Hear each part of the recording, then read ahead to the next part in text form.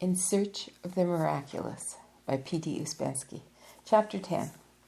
Once there was a meeting with a large number of people who had not been at our meetings before. One of them asked, "From what does the way start?" The person who asked the question had not heard G's description of the 4 ways, and he used the word way in the usual religious mystical sense. "The chief difficulty in understanding the idea of the way," said G, "consists in the fact that people usually think that the way starts on the same level on which life is going. This is quite wrong. The way begins on another, much higher level. This is exactly what people usually do not understand. The beginning of the way is thought to be easier or simpler than it is in reality. I'll try to explain this in the following way. A man lives in his life under the law of accident, and under 2 kinds of influences again, governed by accident. The first kind are influences created in his life itself, or by the life itself. Influences of race, nation, country, climate, family, education, society, profession, manners and customs, wealth, poverty, current ideas, and so on. The second kind of influences are created outside this life, influences of the inner circle, or the esoteric influences. Influences, that is, created under different laws, although also on earth. These influences differ from the former, first of all, in being conscious of their origin. This means that they have been created consciously by conscious men for a definite purpose. Influences of this kind are usually embodied in the form of a religious system and teachings, philosophical doctrines, works of art, and so on.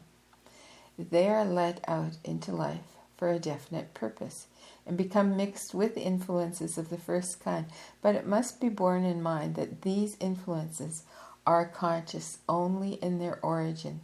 Coming into the general vortex of life, they fall under the general law of accident and begin to act mechanically. That is, they may act on a certain definite man, or they may not act. They may reach him, or they may not. In undergoing change and distortion in life through transmission and interpretation, influences of the second kind are transformed into influences of the first kind.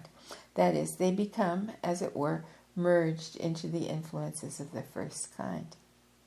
If we think about this, we shall see that it's not difficult for us to distinguish influences created in life from influences whose source lies outside life.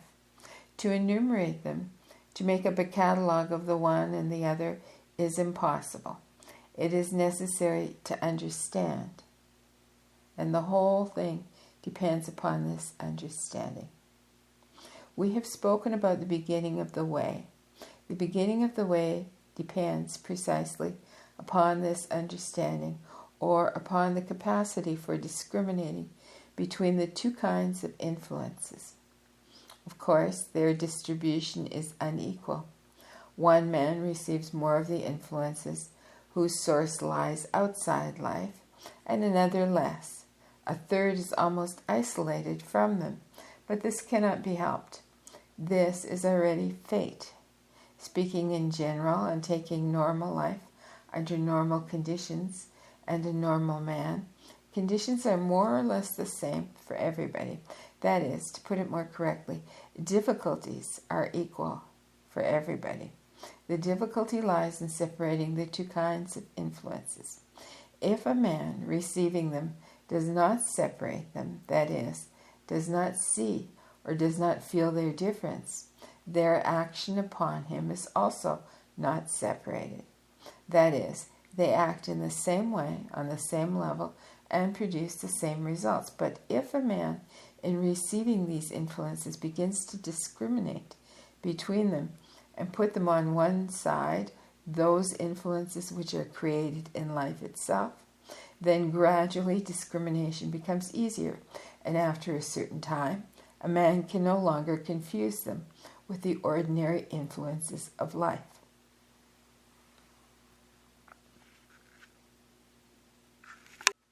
The results of the influences whose source lies outside life collect together within him. He remembers them together. He feels them together. They begin to form within him a certain whole. He does not give a clear account to himself as to what, how, and why, and if he does not, let me start that sentence over again. He does not give a clear account to himself as to what, how, and why, or if he does give an account to himself, then he explains it wrongly. But the point is not this, but in the fact that the results of these influences collect together within him, and after a certain time they form within him a kind of magnetic center which begins to attract to itself kindred influences, and in this manner it grows. If the magnetic center receives sufficient nourishment, and if there is no strong resistance on the part of the other sides of man's personality, which are the result of influences created in life, the magnetic center begins to influence a man's orientation, obliging him to turn round and even move in a certain direction. When the magnetic center attains sufficient force and development, a man already understands the idea of the way and begins to look for the way. The search for the way may take many years and may lead to nothing. This depends upon conditions, upon circumstances, upon the power of the magnetic center, upon the power and the direction of inner tendencies which are not concerned with this search and which may divert a man at the very moment when the possibility of finding the way appears. If the magnetic center works rightly, and if a man really searches, or even if he does not search actively, yet feels rightly, he may meet another man who knows the way and who is connected directly or through other people with a center existing outside the law of accident, from which proceed the ideas which created the magnetic center. Here again, there are many possibilities, but this will be spoken of later on. For the moment, let us imagine that he has met a man who really knows the way and is ready to help him. The influence of this man upon him goes through his magnetic center, and then, at this point, the man frees himself from the law of accident. This is what must be understood. The influence of a man who knows the way upon the first man is a special kind of influence, differing from the former two. First of all, in being a direct influence, and secondly, in being a conscious influence. Influences of the second kind, which create magnetic center, are conscious in their origin, but afterwards they are thrown into the general vortex of life, are intermixed with the influences created in life itself, and are equally subject to the law of accident. Influences of the third kind can never be subject to the law of accident. They are themselves outside the law of accident, and their action also is outside the law of accident. Influences of the second kind can proceed through books, through philosophical systems, through rituals. Influences of the third kind proceed only from one person to another directly by means of oral transmission. The moment when a man who is looking for the way meets a man who knows the way is called the first threshold, or the first step. And from this first threshold, the stairway begins. Between life and the way lies the stairway. Only by passing through this stairway can a man enter the way. In addition, the man ascends this stairway with the help of the man who is his guide. He cannot go up the stairway by himself. The way begins only where the stairway ends, that is, after the last threshold on the stairway, on a level much higher than the ordinary level of life. Therefore, it is impossible to answer the question, from what does the way start? The way starts with something that is not in life at all, and therefore it is impossible to say from what. Sometimes it is said, in ascending the stairway a man is not sure of anything. He may doubt everything, his own powers, whether what he's doing is right, the guide, his knowledge, and his powers. At the same time, what he attains is very unstable.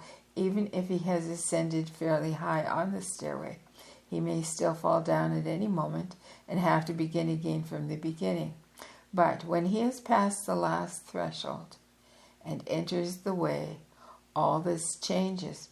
First of all doubts he may have had about his guide disappear, and at the same time the guide becomes far less necessary to him than before. In many respects he may even be independent and know where he is going. Secondly, he can no longer lose so easily the results of his work, and he cannot find himself again in ordinary life. Even if he leaves the way, he will be unable to return where he started from. This is almost all that can be said in general about the stairway and about the way, because there are different ways. We have spoken of this before, and for instance, on the fourth way, there are special conditions which cannot be on other ways. Thus, the conditions for ascending the stairway on the fourth way are that man cannot ascend to a higher step until he places another man upon his own step. The other, in his turn, must put in his place a third man in order to ascend higher. Thus, the higher a man ascends, the more he depends upon those who are willing to follow him. If they stop, he also stops. Such situations as this may occur on the way. A man may attain something, for instance, some special powers, and may later on sacrifice these powers in order to raise other people to his level. If the people with whom he is working ascend to his level, he will receive back all that he has sacrificed. But if they do not ascend, he may lose it altogether. There are also various possibilities as regards the teacher's situation in relation to the esoteric center. Namely, he may know more or he may know less about the esoteric center. He may know exactly where the center is and how knowledge and help was or is received from it. Or he may know nothing of this and may only know that the man from whom he himself received his knowledge. In most cases, people start precisely from the point that they know only one step higher than themselves, and only in proportion to their own development do they begin to see further and to recognize where they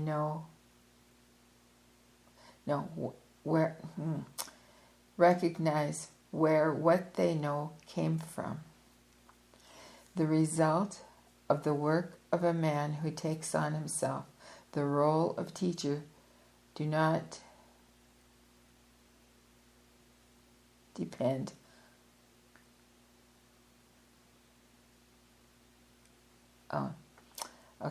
let me read the sentence again.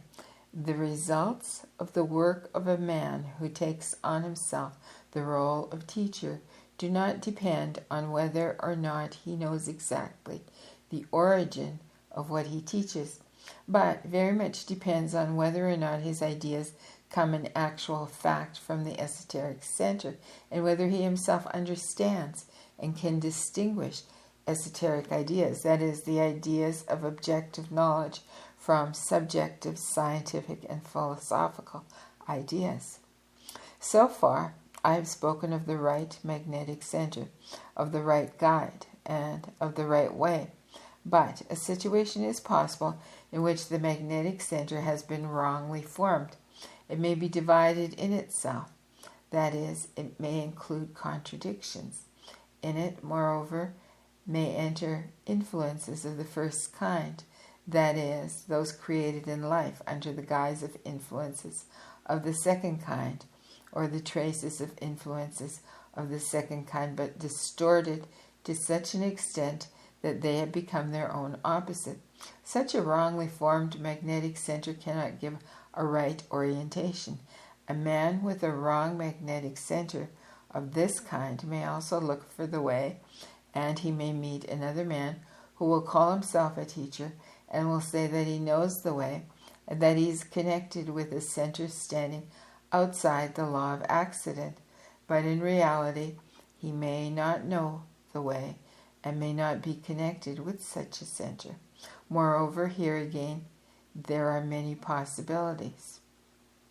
Number 1, he may be genuinely mistaken and think that he knows something when in reality he knows nothing. Number 2, he may believe another man who in his turn may be mistaken. Number 3, he may deceive consciously. Then, if the man who is seeking the way believes him, he may lead him in a quite different direction, but not where he promises.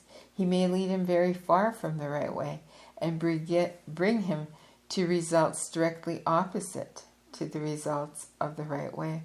But, fortunately, this happens very rarely. That is, wrong ways are very numerous, but in the majority of cases they do not lead anywhere, and a man simply turns circles on the same spot, and he thinks he's going somewhere. How can a wrong way be recognized? Asks someone. How it can be recognized, said G. It is impossible to recognize a wrong way without knowing the right way.